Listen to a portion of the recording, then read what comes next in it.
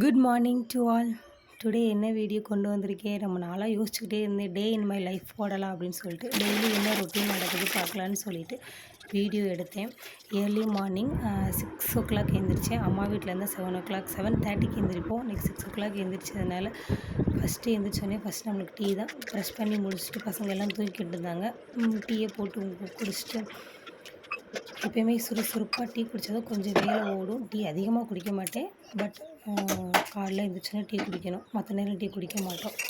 Night ரொம்ப கொஞ்சம் டயர்டாக இருந்ததுனால பாத்திரம்லாம் ஒன்றுமே கழுவவே இல்லை, அப்படியே தான் போட்டு வச்சுருந்தேன். அதனால் காலைல எழுந்திரிச்சு டீ அடுப்பில் வச்சுட்டு ஒரு சைடு பாத்திரத்தை விலை கழுவிட்டு அதுக்கப்புறம் போட்டு வச்சு கொஞ்சம் மாற்றிட்டு வந்துட்டு டீ குடித்தேன்.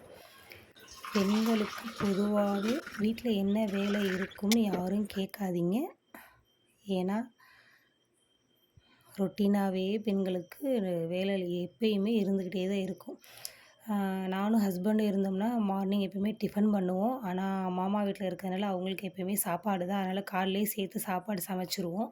நைட்டுக்கு மட்டும் டிஃபன் பண்ணிக்கிறோம். பசங்களை எழுப்பி விட்டு அவங்கள ப்ரெஷ் பண்ண விட்டு காலையிலேயே அவங்களுக்கு துணி பெட்டெல்லாம் நீங்களே எடுத்து வைங்கன்னு சொல்லி கொடுத்து அவங்களே எடுத்து வைக்க சொல்லிடுவேன்.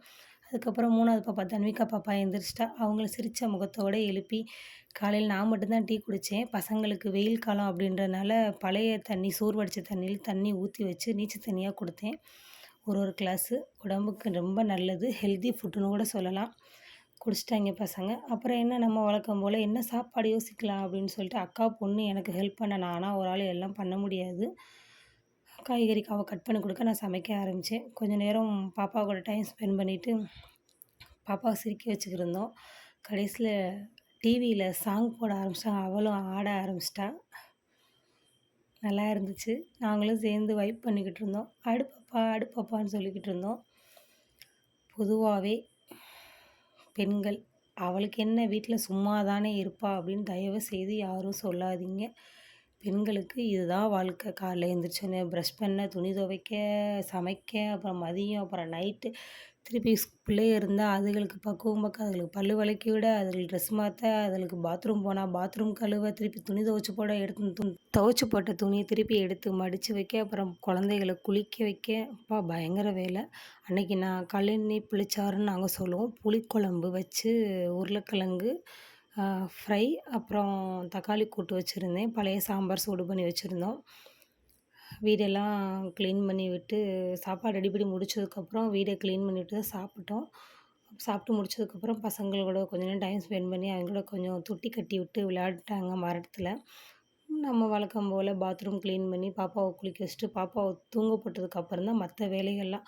பாதி வீடியோ கவர் பண்ணவே இல்லை. பசங்களை குளிக்க வச்சது தம்பி பெரிய பையன் வீடியோலாம் எடுக்கக்கூடாதுமா அப்படின்னு சொல்லிட்டான். சரி ஓகே அப்படின்னு சொல்லிவிட்டு பசங்களையும் குளிக்க வச்சுட்டு நேற்று துவைச்சி போட்ட துணியெல்லாம் கொடியில் இருந்துச்சு. அதெல்லாம் எடுத்துகிட்டு வந்து மடித்து வைக்கவங்களையும் தம்பி வந்துட்டான். அம்மா நானும் உங்களுக்கு ஹெல்ப் பண்ணுறேம்மா அப்படின்னு. ரொம்ப நல்லதாக போச்சு வாடான்னு சொல்லி சும்மா நாளைக்கெல்லாம் ஹெல்ப் பண்ணவே மாட்டாங்க. வீடியோ ஆன் பண்ணி வச்சதுனால அதை பார்த்துக்கிட்டே வந்து அம்மா நானும் உங்களுக்கு ஹெல்ப் பண்ணுறேன் அப்படின்னு சொல்லி மடித்த துணியெல்லாம் வாங்கி செல்ஃபில் வச்சுக்கிட்டு இருந்தான். எப்படியோ வீடியோ பார்த்தாவது வேலை பார்க்குறான்னு சொல்லி கொஞ்சம் மனசு ஆறுதலாக இருந்துச்சு. அப்படியே ரொட்டீன் போச்சுங்க. நிறையா வீடியோ என்னால் கவர் பண்ண முடியலை. கொஞ்சம் டைம் கிடைக்கிறப்ப ரிலாக்ஸாக இருக்கட்டும் அப்படின்னு சொல்லிட்டு அக்கா பொண்ணை வந்து தலை சீவி விட சொன்னேன், பெயின் பார்க்க சொன்னேன். அடுத்து மதியம் வந்து பாப்பாவுக்கு என்ன சாப்பாடு ஊட்டலான்னு சொல்லிட்டு பருப்பு சோறு வச்சேன். பருப்பு சோறு விலாக் வந்து நான் தனியாக இன்னொரு வீடியோவில் போடுறேன், சமையல் வீடியோவில். பாப்பா நல்லா சாப்பிட்டா. இதுதான் அன்றாட லைஃப், அப்படியே ஓடிச்சு. மறக்காமல் நம்ம சேனலை சப்ஸ்கிரைப் பண்ணுங்கள், ஃபாலோ பண்ணுங்கள், பிடிச்சா லைக் பண்ணுங்கள், ஷேர் பண்ணுங்கள். இப்படியே தான் எந்த பெண்களாக இருந்தாலும் வேலை கஷ்டம்தான்.